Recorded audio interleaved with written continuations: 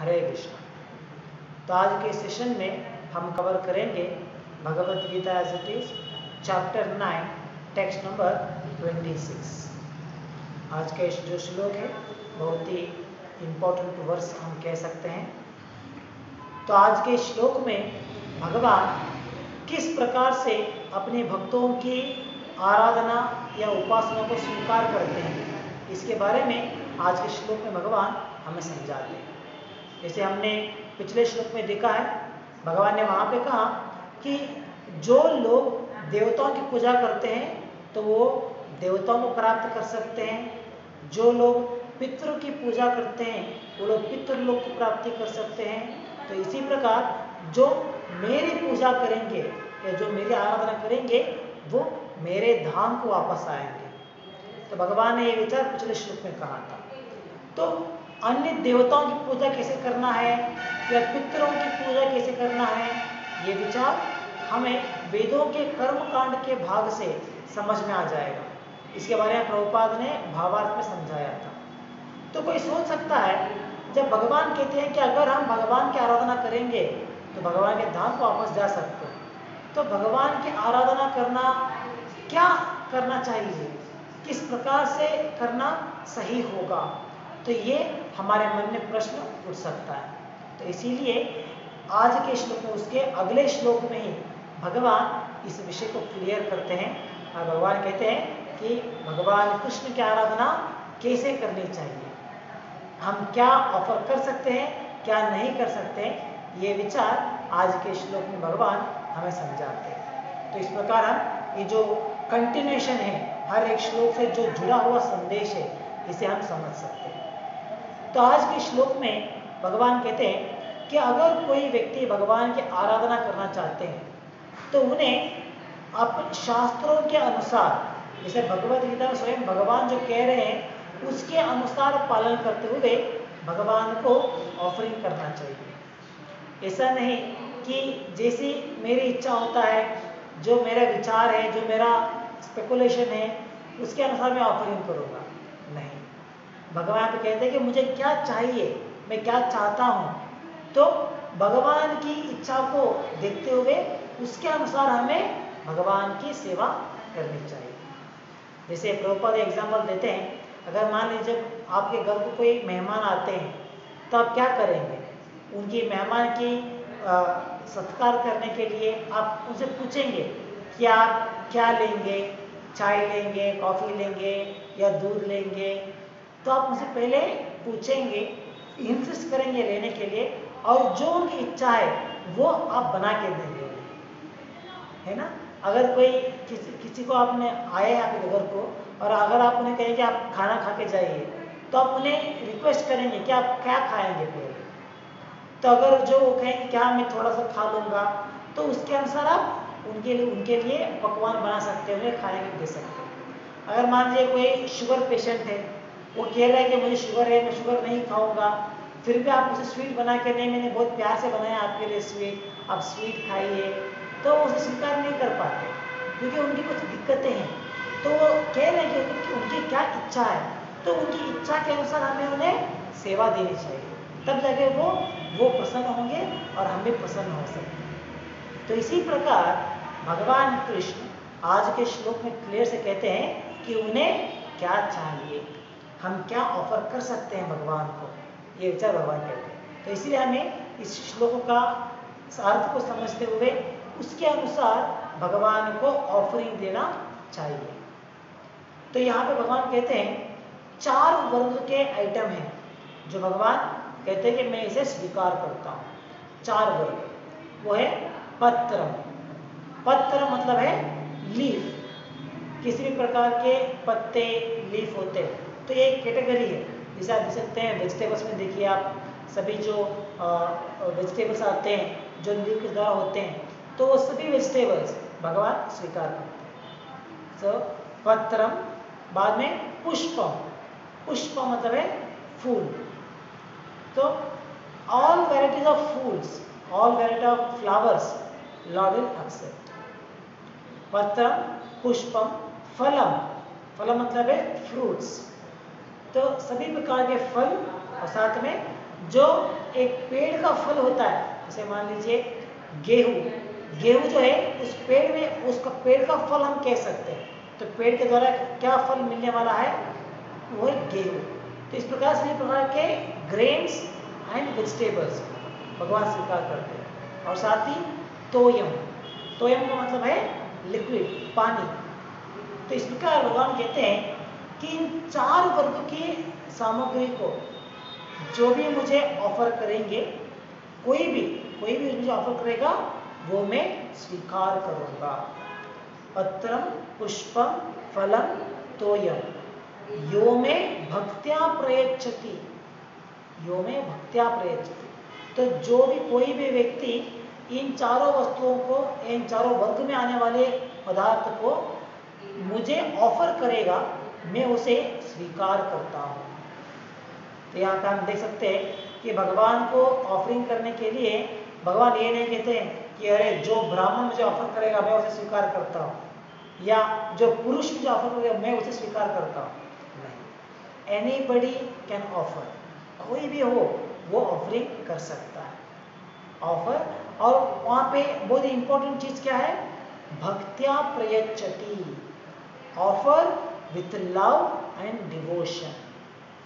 भक्ति के द्वारा, भक्ति की भावना रखते हुए प्रेम पूर्वक से हमें भगवान को ऑफरिंग करना है, और तब जाके भगवान उसे स्वीकार करते हैं। ऐसा नहीं कि चैलेंजिंग मूड में चलो मैं खाना दूंगा, भगवान खाएंगे नहीं मैं देखता हूँ, चैलेंजिंग मूड में।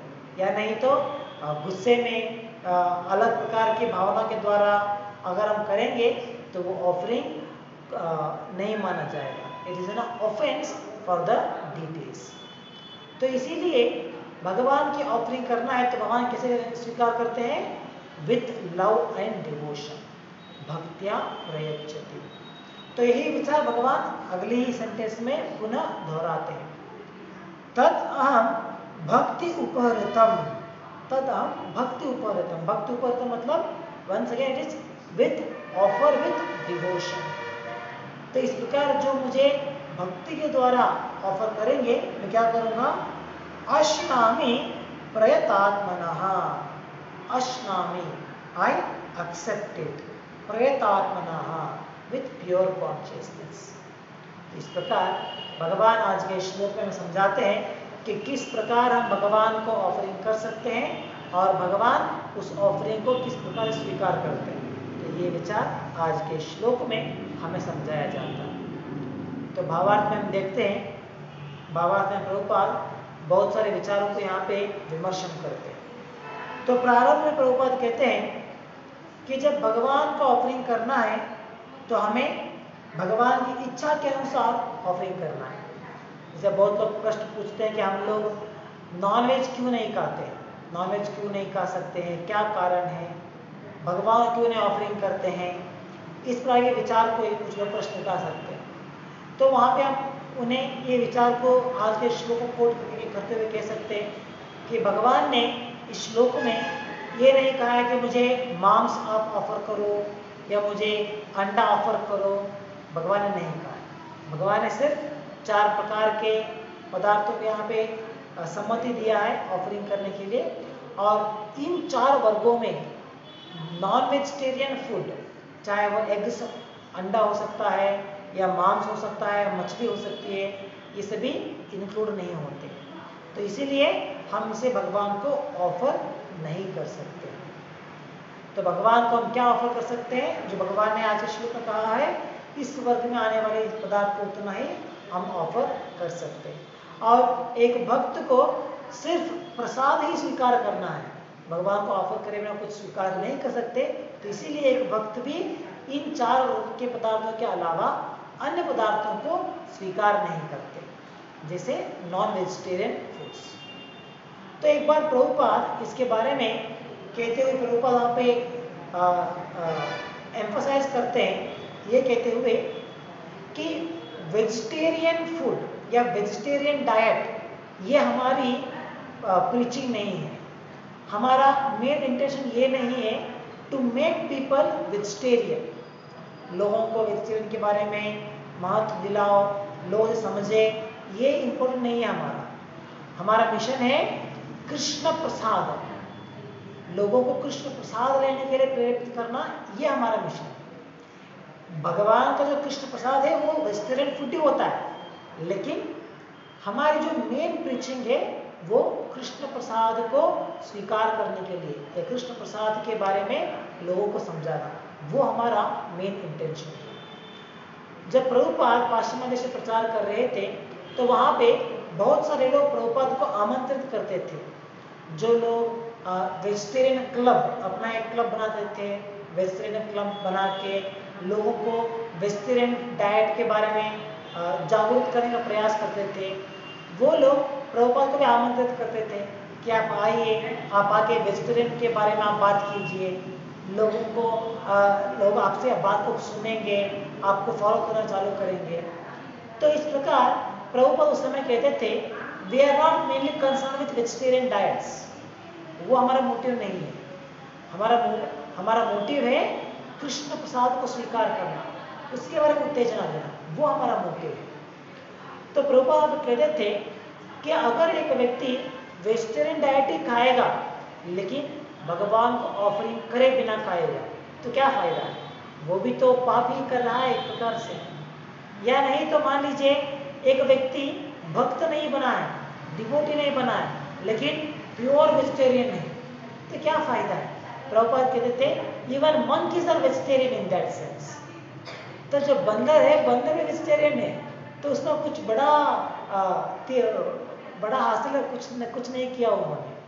तो इसीलिए प्रभुपाद कहते थे कि अगर एक व्यक्ति पूरी शाकाहारी भी है लेकिन वो भक्त नहीं बना तो उसका कुछ ज़्यादा फायदा नहीं है। तो इसलिए प्रभुपाद कहते थे our intention is to make people Krishnaite, it's not vegetarian, it is Krishnatarian. तो ये हमारे लिए प्रमुख होना चाहिए। So this should be our intention. तो इसलिए प्रभुपाद कहते थे सिर्फ वेजिटेरियन तो बंदर भी होते हैं, उनमें कुछ बड़ी बात नहीं है, बल्कि लोगों को कृष्ण भावनामृत बनाना है और वो कृष्ण भावनामृत बनते हुए सिर्फ और सिर्फ कृष्ण प्रसाद को ही स्वीकार करना है, ये हमें लोगों को ट्रेन करना चाहिए। तो यहाँ पे हम देख सकते हैं, अगर प्रभुपाद समझाते हैं कि किस प्रकार भगवद गीता के तीसरे अध्याय में भी भगवान इस विषय को क्लियर करते हैं। और भगवान ने कहा था कि जो यज्ञ शिष्टा को स्वीकार करते हैं वही सही है। उसके अलावा जो यज्ञ शिष्टा मतलब यज्ञ में ऑफर करे बिना जो पदार्थ को ग्रहण करते हैं, he is eating only since, वो सिर्फ पाप के कार्य में लगे हुए हैं। तो ये विचार भगवान ने तीसरे अध्याय में ही हमें समझा दिया था, 3rd चैप्टर में। तो उसी विचार को प्रभुपाद यहाँ पे कोट करते हैं और यहाँ पे कहते हैं कि कितना ज़रूरी है हमें फूड आइटम्स, स्पेशली जो वेजिटेरियन आइटम्स है, उसे भगवान को ऑफर करके स्वीकार करना चाहिए। अगर हम भगवान को ऑफर नहीं करेंगे, डायरेक्टली उसे कंज्यूम करेंगे, तो वो वेजिटेरियन फूड ही है, लेकिन फिर भी उसका जो इफेक्ट होता है वो हमारे ऊपर आएगा। क्योंकि हर एक पत्ता या हर एक पेड़ पौधा जो है वो सभी लिविंग एंटिटीज हैं, उन सभी में आत्मा होते हैं। तो मनुष्यों के लिए इन वेजिटेबल्स ग्रेन्स को खाना अलाउड है, लेकिन उसमें भी अगर हम भक्ति में आगे बढ़ना चाहते हैं तो हमें उसे ऑफर करके ही खाना होगा। विदाउट ऑफरिंग, अगर हम सिर्फ वेजिटेरियन डाइट ही स्वीकार करेंगे तो हमें भक्ति में आगे बढ़ने के लिए वो मदद नहीं करेगा। और अगर हम नॉन वेजिटेरियन फूड खा रहे हैं तो क्या होता है, वो हमें पुनः अपने मनुष्य स्थान से भी नीचे धकेल देगा। जैसे ये तो पाप करने का बराबर, ये तो पाप करने के जैसा है। तो इसीलिए हमें हर एक वस्तु जो भी हम वेजिटेरियन डाइट को फॉलो करते हैं तो उसे भगवान को ऑफर करना है और बाद में स्वीकार करना चाहिए। आजकल हम देखते हैं, आजकल एक नया ट्रेंड चालू हुआ है और वो है vegan, I am a vegan. तो वहाँ पर लोग क्या करते हैं, एक्चुअली ये जो वेजिटेरियन डाइट का जो थीम था पहले, उसे ये लोगों ने एक्सटेंड कर दिया है। एक्सटेंड करते हुए कहते हैं कि एनिमल्स या जानवरों को तो हम लोग नहीं खाएंगे, उतना ही नहीं जानवरों के द्वारा आया हुआ कोई पदार्थ को भी हम लोग स्वीकार नहीं करेंगे। तो ये उनका एक एक्सटेंशन हम कह सकते हैं। जैसे पहले जो वेजिटेरियन डाइट का पालन करते थे, तो वेजिटेरियनिज्म के बारे में जो प्रोपोगेट करते थे, वो लोग जानवरों को मार के खाना उसे डिनाई करते थे, उसे अपोज करते थे। लेकिन आज के जो ट्रेंड में वो लोग एक स्टेप अहेड जा चुके हैं। एक स्टेप आगे जाते हुए वो कहते हैं कि जानवरों के द्वारा निकाले गए कोई पदार्थ को भी नहीं स्वीकार करना है। तो इसके लिए वो उदाहरण देते हैं, जैसे कि दूध जो है गाय से निकाला जाता है, तो दूध को पीना भी वेगन के अपोज में है। तो जो व्यक्ति अपने आप को वेगन कहलाएगा तो वो दूध को भी नहीं पीना चाहिए। तो उनका विचार है, वो कहते हैं कि दूध जो है वो बछड़े के लिए पिलाया जाता है, बछड़े के लिए उत्पन्न हो रहा है गाय से, वो हमारे लिए नहीं है। ये उनका एक पहला पॉइंट है। दूसरा वो कहते हैं milk is another transformation of blood only.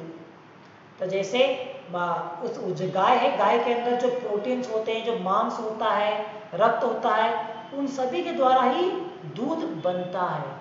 तो इसीलिए दूध पीना भी अलाउड नहीं है। तो जो ट्रू वेगन फॉलो करते हैं वो दूध को भी नहीं पी सकते। ना सिर्फ दूध उतना ही नहीं, एनी डेयरी प्रोडक्ट, कोई भी डेयरी प्रोडक्ट होता है उसे हम लोग यूज नहीं कर सकते। ये उनका एक्सटेंशन हम कह सकते हैं। लेकिन ये सभी अपने अपने मेंटल स्पेकुलेशन के कारण इस प्रकार के एक्सटेंशन हम देख सकते हैं। एक्चुअली भगवद गीता में या हमारे शास्त्रों में इस प्रकार के विवरण कहीं पे हमें प्राप्त नहीं होता। यहाँ पे तो हमें समझा जाता है कि गाय का जो दूध है वो बहुत ही श्रेष्ठ आहार है मनुष्यों के लिए, हम उसे स्वीकार कर सकते हैं। हम जीवियों को वध नहीं करते, बल्कि उनसे आया हुआ प्रोडक्ट जो है उसे स्वीकार कर सकते हैं। तो जो लोग ये आर्गुमेंट देते हैं कि अरे गाय का दूध जो है वो तो सिर्फ बछड़े के लिए, अगर हम पिएंगे तो बछड़े का दूध हम लोग पी रहे हैं, उसका जो हिस्सा है वो हम पी रहे हैं, तो उन्हें एक्चुअली हम कह सकते हैं कि उन्हें कौ प्रोटेक्शन या ये कौ इंडस्ट्री के बारे में कुछ भी समझ ही नहीं है एक्चुअली। क्योंकि जिन्होंने इस इंडस्ट्री में काम किया है, जिन्होंने गाय की पालन किया है, उन्हें एक्चुअली समझ में आती है कि किस प्रकार गाय का जो दूध आता है, उस दूध पूरा दूध बछड़े को नहीं पिला सकते एक्चुअली। अगर आप किसी भी वेटरनरी डॉक्टर को बात करेंगे तो आप इसका इन्फॉर्मेशन को मिल जाएगा।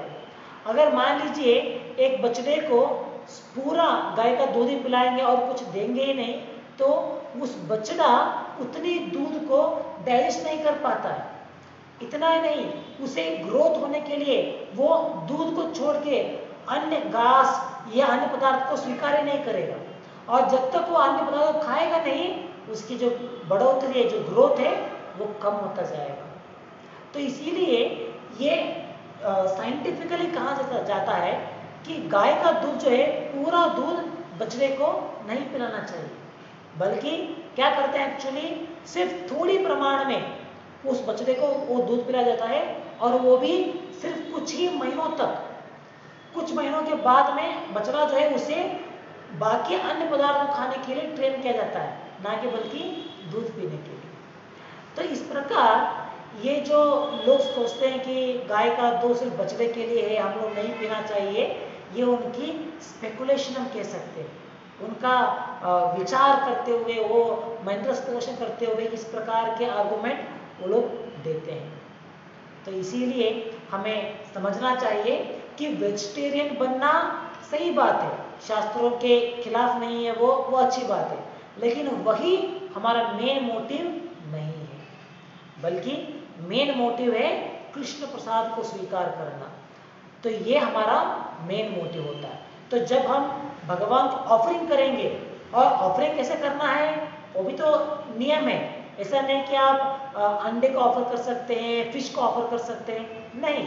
जो भगवान ने यहाँ पे कहा है उसके अनुसार वेजिटेरियन शाकाहारी खाने को ही हम लोग ऑफर कर सकते हैं, और उस पदार्थ को ऑफरिंग करके ही हमें खाना चाहिए। तो ये यहाँ पे इम्पोर्टेंट पॉइंट्स हैं। तो इसके द्वारा हम समझ सकते हैं जो कंक्लूजन क्या है, just to be a vegetarian is not a big issue, वो बड़ी बात नहीं है, बल्कि उसके साथ साथ हमें सिर्फ और सिर्फ कृष्ण प्रसाद ही स्वीकार करेंगे, ये नियम को पालन करना हमारे लिए जरूरी है। अगर कोई भक्ति में आगे बढ़ना चाहते हैं तो उन्हें इस प्रकार के नियम को पालन करना होगा। तो जो मायावादी होते हैं वो हमेशा ये आर्गुमेंट देते हैं कि अरे आप लोग जो मूर्ति पूजा करते हैं, भगवान की विग्रह का आराधना करते हैं, ये सभी एक्चुअली सही नहीं है, इसकी आवश्यकता नहीं है। वो कहते हैं आप लोग भगवान के सामने भगवान को पूजा करते हुए भगवान को ऑफर करते हो, लेकिन भगवान को कुछ खाते ही नहीं है वहाँ पे, फिर भी हम लोग कहते हैं अरे ये प्रसाद हो गया है, हम लोग प्रसाद को बांटेंगे। तो इस प्रकार मायावादी जो भगवान के आकार को स्वीकार नहीं करते हैं, वो इस विषय को एक्सेप्ट नहीं करते हैं कि भगवान को फूड ग्रेन्स ऑफर कर सकते हैं, क्योंकि वो तो पहले ही वो स्वीकार नहीं करते कि भगवान का आकार है, भगवान का रूप है, यही वो लोग समझते हैं। वो सोचते हैं कि भगवान तो निराकार है। तो जब भगवान निराकार है तो उस निराकार रूप को आप क्या ऑफर कर सकते हैं? निराकार रूप के पास इंद्रिय ही नहीं है तो वो कैसे खाएगा फूड स्टफ्स को? जैसे हमें अगर कुछ खाना चाहिए तो खाने के लिए हमें क्या चाहिए? हमारे लिए हाथ चाहिए, जीभ चाहिए, पेट चाहिए, जब तब जाके हम लोग कुछ खा सकते हैं। अगर भगवान के पास कुछ भी नहीं है उनके अनुसार भगवान के पास हाथ नहीं है, मुंह नहीं है, पेट नहीं है, तो भगवान कैसे खाएंगे? तो इसीलिए वो कहते हैं कि ये जो मूर्ति पूजा या भगवान को नैवेद्य करना, ये सभी प्रारंभ के अंत में जो लोग भगवान के निराकार रूप को समझ नहीं पाते हैं, उन लोगों के लिए इस प्रकार की ट्रेनिंग दिया जाता है। लेकिन इसके बाद में हमें आगे बढ़ते हुए समझना चाहिए कि भगवान का कोई रूप नहीं है, तो इसलिए कुछ भी ऑफरिंग करने की जरूरत ही नहीं है। तो इस प्रकार उनका विचार होता है, और वो अपने इस विचार को पुष्टि करने के लिए वे आर्गुमेंट देते हैं कि आप भगवान सामने ऑफरिंग रखते हो, भगवान तो कुछ खाते ही नहीं, जैसे आप रखते हो वो वैसे ही रहता है, तो वो ऑफरिंग प्रसादन कैसे हो गया? तो यही प्रश्न जो नास्तिक होते हैं वो लोग भी यही प्रश्न उठाते हैं कि भगवान के सामने तो आप ऑफरिंग करने के लिए कटोरी लेके जाते हैं, प्लेट लेके जाते हैं, रख देते हैं, लेकिन ऑफरिंग का होने के बाद देखते तो वो ऐसे रहता है एज इट इज, तो भगवान कहाँ पे खाए? भगवान तो कुछ खाया ही नहीं, तो फिर भी आप कहते हो कि तो प्रसाद हो गया। तो इसे हमें कैसे समझना चाहिए? तो भावानंद प्रभुपाद यहाँ पे एक्सप्लेन करते हैं कि भगवान कृष्ण, उनकी जो इंद्रियां हैं, उनका जो शरीर है वो आध्यात्मिक है, वो हमारे शरीर के जैसे भौतिक शरीर नहीं है, बल्कि वो आध्यात्मिक शरीर है, और उनके पास जो इंद्रिय है वो सभी आध्यात्मिक इंद्रिय है। तो आध्यात्मिक इंद्रिय होने के नाते भगवान का एक इंद्रिय पूरे शरीर का काम को कर सकता है, ये क्षमता भगवान में है। जैसे हम देख सकते हैं अभी हमारा जो शरीर है, हमारे पास जो इंद्रिय है, हर एक इंद्रिय अपने लिए दिए गए काम उतना ही कर सकता है। जैसे आंख, मैं अपने आंख के द्वारा सिर्फ देख सकता हूं और कुछ नहीं कर सकता। अपनी कान के द्वारा मैं सिर्फ सुन सकता हूं और कुछ नहीं कर सकता। मैं अपनी आंख के द्वारा सुन नहीं सकता हूं, या मैं अपने कान के द्वारा देख नहीं सकता हूं, ये पॉसिबल नहीं है। हमारे लिए हर एक कार्य के लिए एक इंद्रिय दिया गया है, तो उस इंद्रिय के द्वारा वो एक ही कार्य होगा और कुछ नहीं। लेकिन भगवान कृष्ण की जब बात आती है तो भगवान की जो आध्यात्मिक इंद्रिय है, उनका एक इंद्रिय पूरे शरीर का काम कर सकता है। जैसे भगवान अपने आंख से देख सकते हैं, अपने आंख से सुन सकते हैं और अपने आंख से खा भी सकते हैं, तो ये भगवान की कैपेसिटी है। तो इसी प्रकार भगवान की अलग इंद्रिय थी, जैसे भगवान का श्रवण हो सकता है, भगवान की जो हियरिंग कैपेसिटी है, भगवान उसके द्वारा भी सभी कार्य कर सकते हैं। तो यही बात ब्रह्म संहिता में भी ब्रह्मा भगवान की प्रार्थना करते हुए, भगवान से प्रार्थना करते हुए यही विचार कहते हैं कि भगवान की इंद्रिय जो है वो अलौकिक है और हर एक इंद्रिया सभी पूरे शरीर का काम को कर सकता है। तो इसके बारे में कुछ उदाहरण प्रभुपाद यहाँ पे कोट करते हैं। जैसे भगवान ने सृष्टि के बारे में समझाते हुए भगवान ने कहा था कि जब भौतिक सृष्टि होता है तो उस समय भगवान सभी जीवियों को इस प्रकृति में इम्प्रेग्नेट करते हैं। कैसे करते हैं? अपने नेत्र के द्वारा इम्प्रेग्नेट करते हैं। तो देखिए, हमें हमारे मनुष्य शरीर में हमें संतान उत्पत्ति करने के लिए एक विधान दिया गया है, उसके द्वारा ही हम एक स्त्री को इम्प्रेग्नेट कर सकते हैं। लेकिन भगवान की इंद्रिय देखिए, भगवान के पास भगवान की इंद्रिय कितने समर्थ है कि भगवान अपने नेत्र के द्वारा सिर्फ देखते हुए प्रकृति को इम्प्रेग्नेट कर देते हैं। हम सभी जीवियों को प्रकृति के अंदर डाल देते हैं सिर्फ उनके दृष्टिकोण के द्वारा। तो इस एग्जाम्पल के द्वारा हम समझ सकते हैं कि भगवान की एक इंद्रिया पूरे शरीर का काम कर सकता है। तो इसीलिए जब हम भगवान के सामने प्रसाद बनाने के लिए, ऑफरिंग करने के लिए प्लेट रखते हैं, फूड आइटम्स रखते हैं, तो क्या होता है? भगवान सिर्फ अपने दृष्टिकोण के द्वारा सिर्फ उस खाने के ऊपर दृष्टि डालते हैं तो उसे स्वीकार कर लेते हैं। तो इसीलिए प्रभुपाद कहते थे that Lord can eat from his eyes.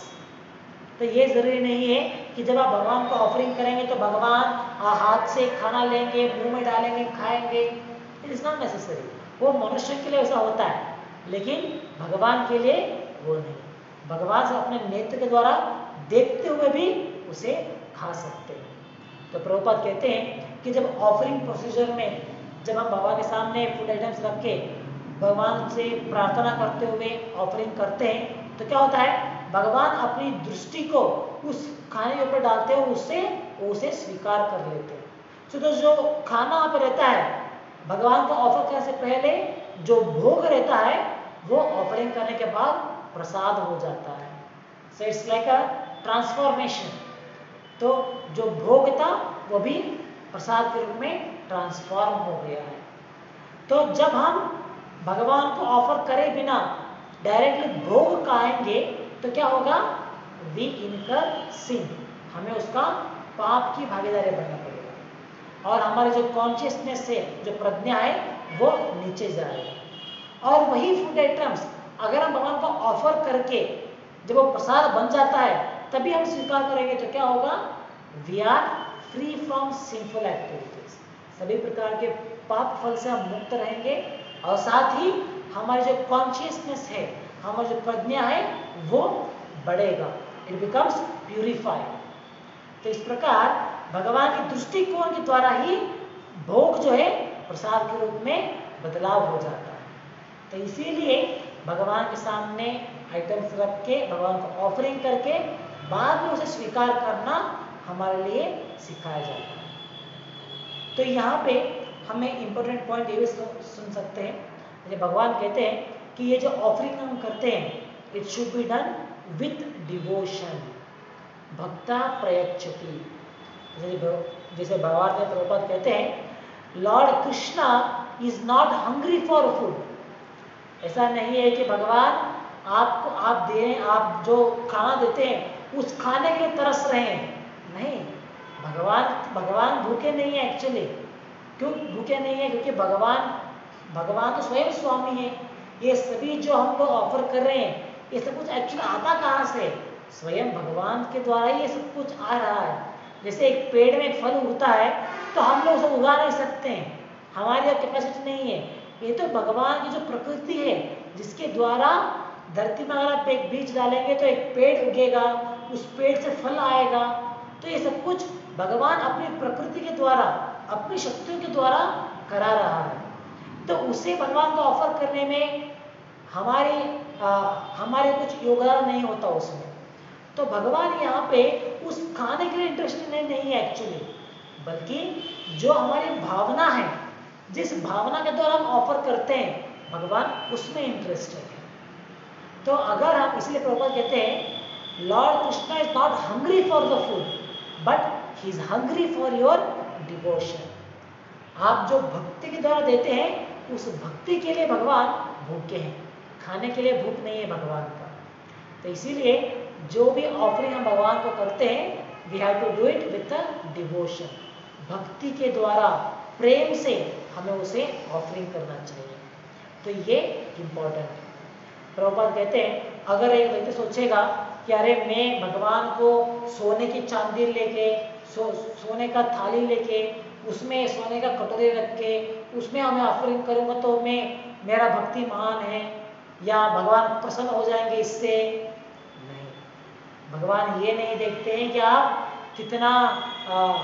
कितने अमीरी के द्वारा या कितनी कॉस्टली आइटम के द्वारा ऑफर कर रहे हैं। भगवान ये नहीं देखते। भगवान देखते कि आपकी भक्ति क्या है, आपका डिवोशन कितना है, ये भगवान देख रहे हैं।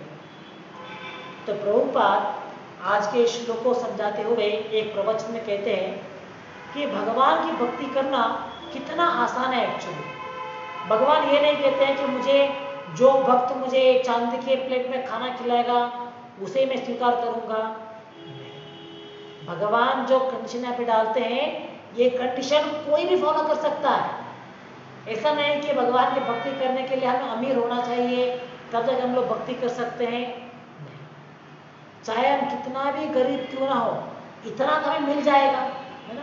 प्रभुपाद उस प्रवचन में कहते हैं कि अगर एक व्यक्ति किसी भी कंडीशन में रहे, कितनी भी कितनी भी गरीबी में रहे या नहीं तो कोई ऐसा स्थान में रहे जहां पर उसे कुछ भी मिल नहीं रहा है, तो किसी भी स्थान में रहते हुए भी वो भगवान की भक्ति कर सकता है। प्रभुपाद कहते हैं you can offer at least one Tulsi leaf, एक तुलसी का पत्ता। मान लीजिए आप इतना गरीब हो, आपके पास कुछ भी नहीं है खाने के लिए,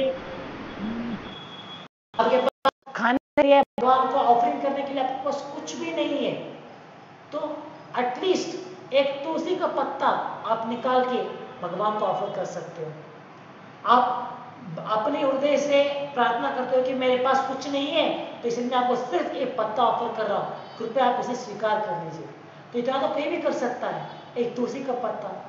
तो इसलिए प्रभुपाद कहते हैं कि अगर एक व्यक्ति भगवान का भक्त बनना चाहता है तो वो किसी भी हाल में भक्ति कर सकता है। ऐसा नहीं कि मैं गरीब हूं मैं कैसे भक्ति कर सकता हूं। Anybody can become a devotee if they follow these instruction. Prabhupada कहते हैं मान लीजिए पानी तो कोई भी पिला देगा आपको। अगर आप किसी को पूछेंगे कि थोड़ा प्यास लगा थोड़ा पानी दे दो तो कोई आपको पानी देगा। So you can offer that water to Krishna. तो इस प्रकार भगवान की भक्ति करने के लिए हमारे पास कितना अमीरीपन है, हमारे पास हम कितना अमीर है ये कुछ भी मायने नहीं रखता।